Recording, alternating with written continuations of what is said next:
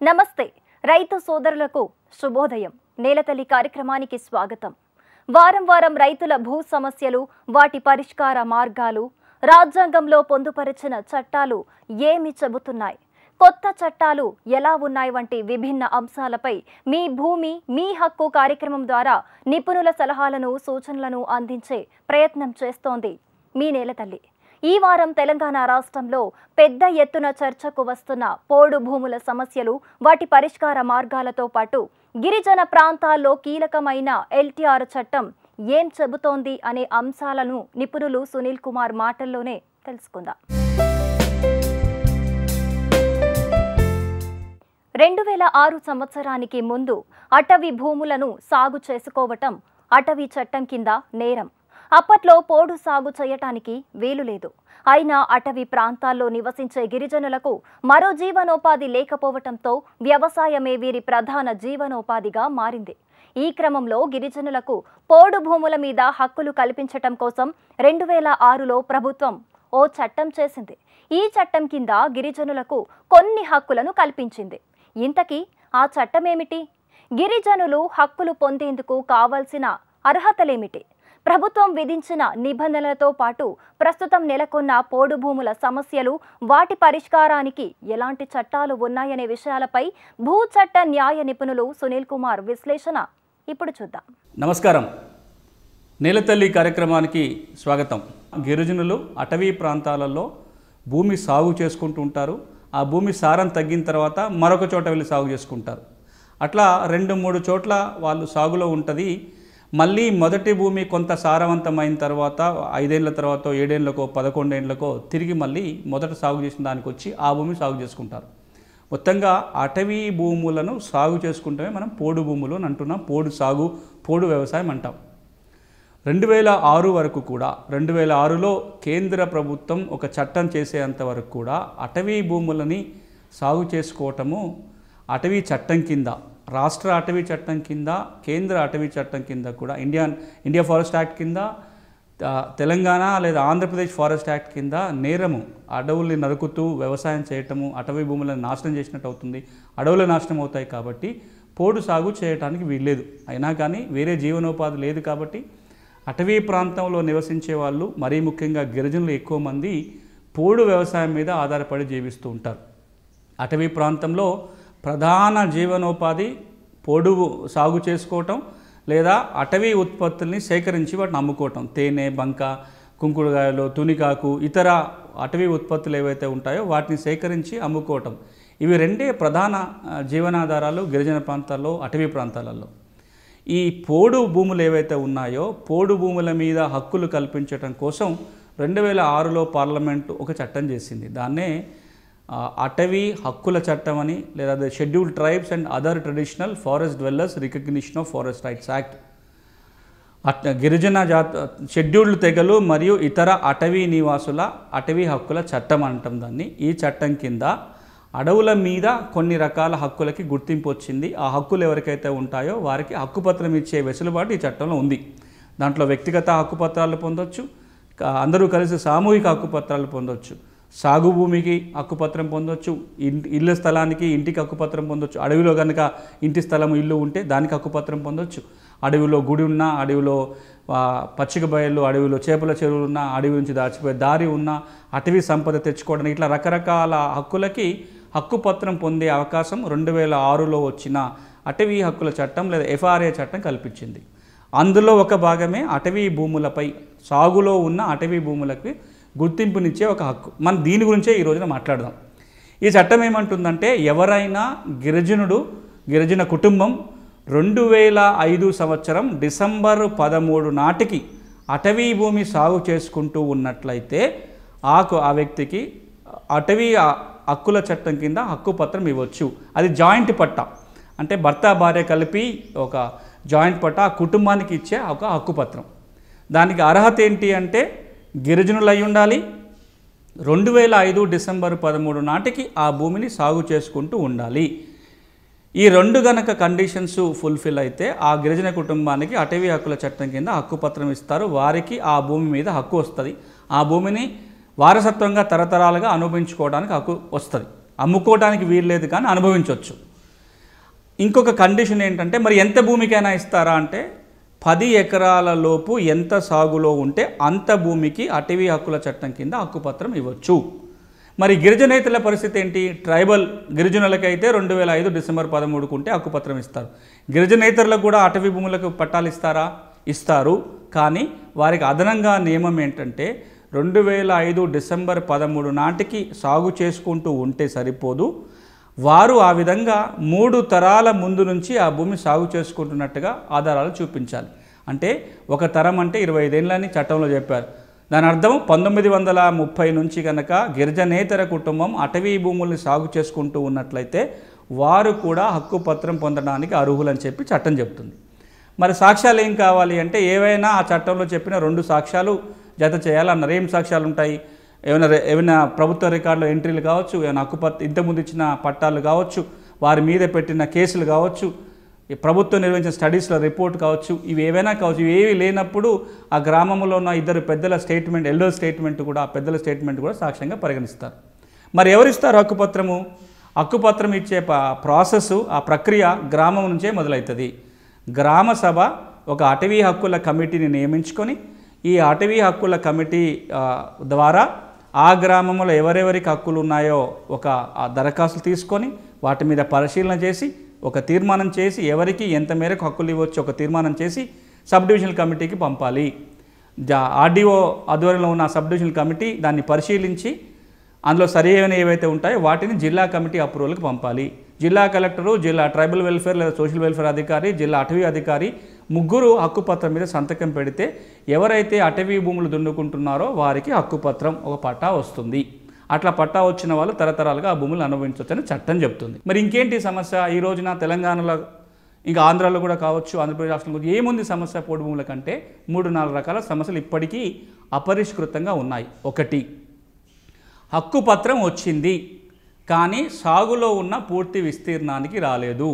నేను 6 ఎకరాలు సాగు చేసుకుంటున్నాను, 3 ఎకరాలకే హక్కుపత్రం వచ్చింది, 3 ఎకరాలకు హక్కుపత్రం రాలేదు, కానీ మొత్తం నేను 6 ఎకరాల సాగులో ఉన్నా. ఈ రోజున అటవీ శాఖ ఏమంటుందంటే హక్కుపత్రం 3 ఎకరాలకే వచ్చింది కాబట్టి మిగతా 3 ఎకరాల నుంచి తొలగిస్తున్నామని చెప్తున్నారు. చట్టం ఏమంటుంది? 10 ఎకరాల వరకు ఎంత సాగులో ఉంటే అంత హక్కుపత్రం ఇవ్వాలి అంది. అంత మేరకు హక్కుపత్రం రాలేదు. వారికి సంబంధించిన పరిష్కారం ప్రభుత్వం చూడాలి. ఆ సందర్భంలో చట్టంలో ఉన్న మార్గం ఏంటంటే ఈ మిగతా 3 ఎకరాలకి ఏదైతే హక్కుపత్రం రాలేదో ఏ లెవెల్లో అది తిరస్కారానికి గురైతే ఆ పై స్థాయికి అప్పీల్ వెళ్ళే అవకాశం ఇవ్వాలి. ఇక రెండవ సమస్య, వారు అసలు దరఖాస్తులు పెట్టుకోలేదు, అర్హత ఉంది. మరి వీళ్ళ పరిస్థితి అంటే ఇప్పుడు దరఖాస్తులు తీసుకోవట్లేరు.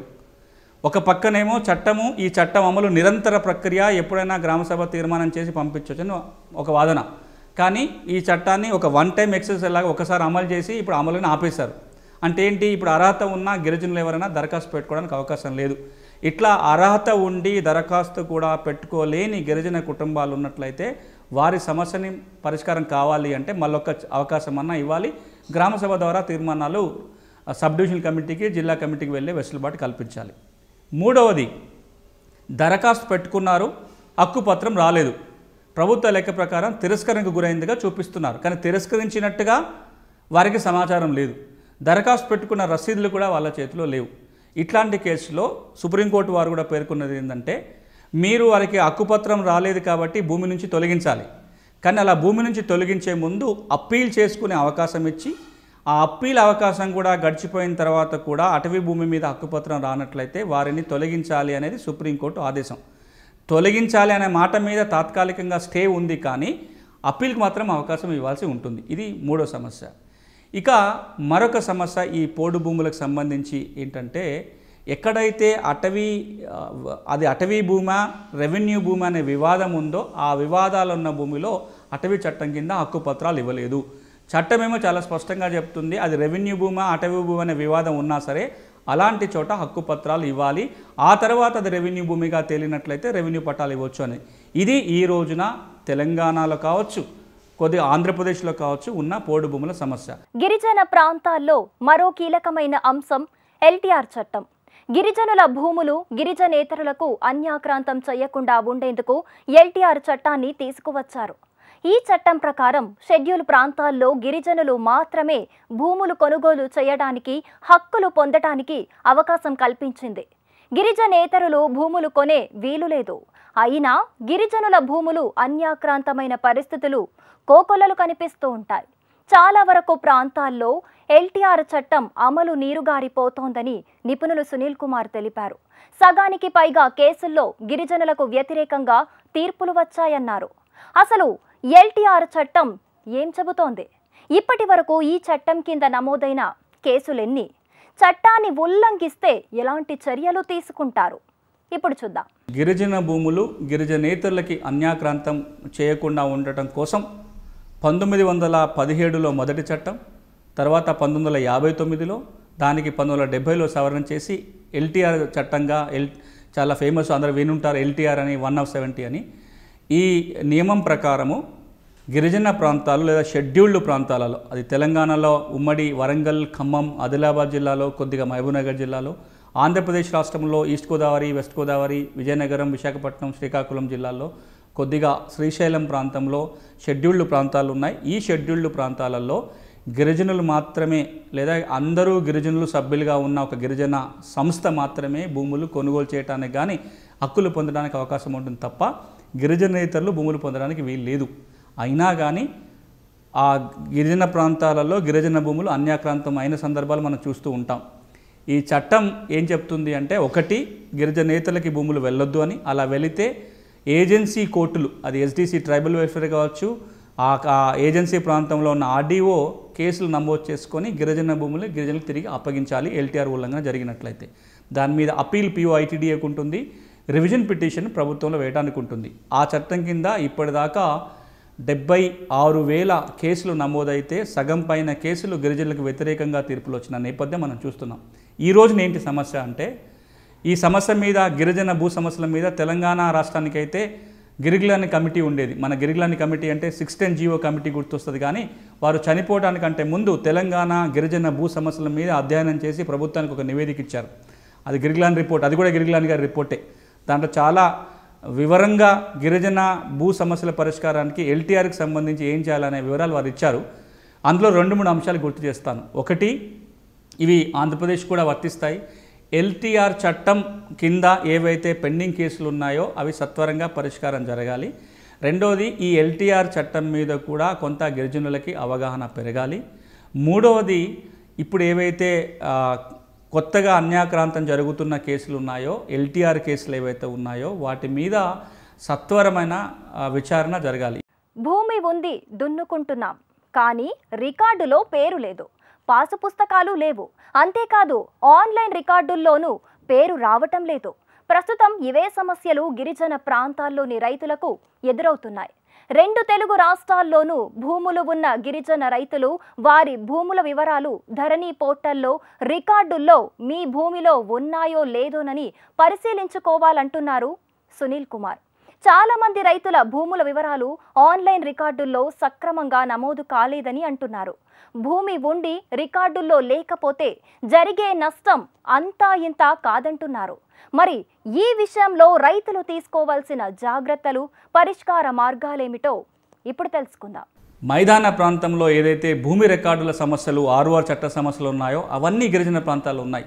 కానీ మనకెప్పుడు గిరిజన ప్రాంతం భూమి సమస్యలు అనగానే ఎల్టీఆర్ఓ, అటవీ హక్కుల చట్టం గుర్తొస్తుంది తప్ప మిగతా ఎప్పుడు అంతా అందరూ దాని గురించి ఆలోచించిన విషయం కాదు. అంటే ఈ భూమి ఉంది, దున్నుకుంటున్న, రికార్డులో పేరు ఎక్కలేదు, పాస్ పుస్తకాలు లేవు, లేదా ఆన్లైన్ రికార్డులో పేర్లు రావటం లేదు. ఈ సమస్యలన్నీ గిరిజన ప్రాంతంలో కూడా చాలా ఎక్కువగా ఉన్నాయి. ఈ రోజున తెలంగాణ రాష్ట్రంలో అయితే గిరిజన భూములు ఎవరైతే, గిరిజన రైతులు, గిరిజనులు ఎవరైతే రెవెన్యూ భూమిలో పట్టాలు ఉన్న వాళ్ళు ఉన్నారో వాళ్ళ పేర్లన్నీ ధరణి వెబ్సైట్లో రావాలి. ఆంధ్రప్రదేశ్ రాష్ట్రంలో అయితే ఎవరైతే గిరిజనులకి రెవెన్యూ భూమిలో పట్టాలు ఉన్నాయో వాళ్ళ పేర్లన్నీ మీ భూమి పోర్టల్లో కనపడాలి. అంతేకాదు, మనం మొదట్లో మాట్లాడుకున్న అటవీ హక్కుల చట్టం కింద హక్కు పత్రాలు వచ్చిన వారి వివరాలు కూడా అడంగల్ లేదా పహానీలో నమోదై అవి కూడా ధరణి లేదా మీ భూమి పోర్టల్లో కనిపించాలి.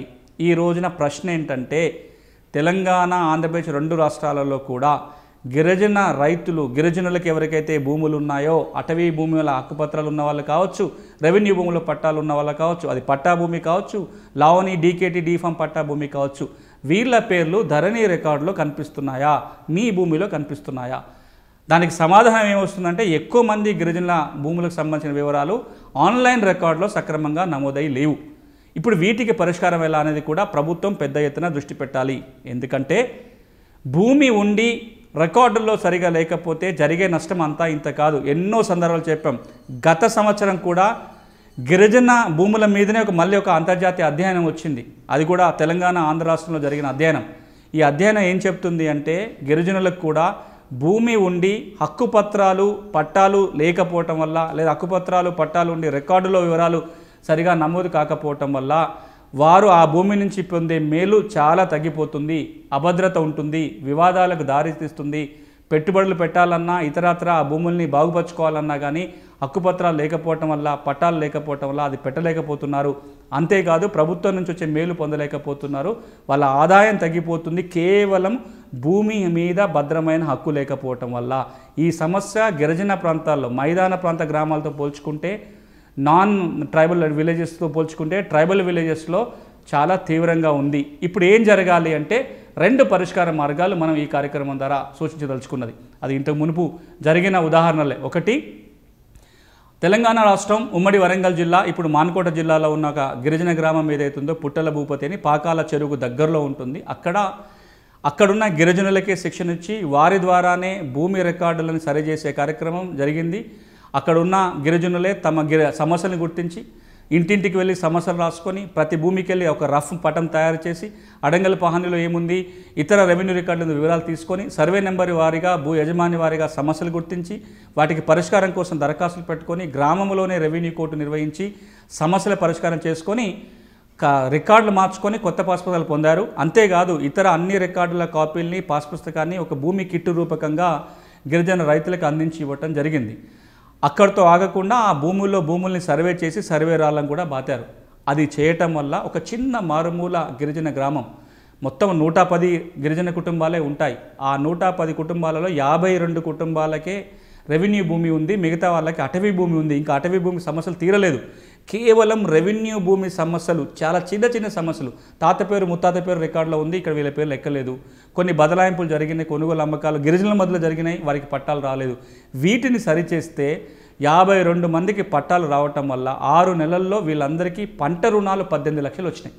దగ్గరలో ఉన్న బ్యాంకు మొట్టమొదటిసారిగా పంట రుణం ఇచ్చింది. ఇప్పటిదాకా ఇవ్వలేకపోయారు, ఎందుకంటే వాళ్ళ చేతిలో పట్టాలు లేవు కాబట్టి. ఆ ఊళ్ళో పట్టాల పండుగ అని జరుపుకున్నారు. ఇలా ఏదైతే జరిగిందో, ఇలా ప్రతి గిరిజన గ్రామంలో 2 రాష్ట్రాల్లో కనుక చేయగలిగితే గిరిజనులకి ఒక గొప్ప మేలు చేసిన వాళ్ళం అవుతాం.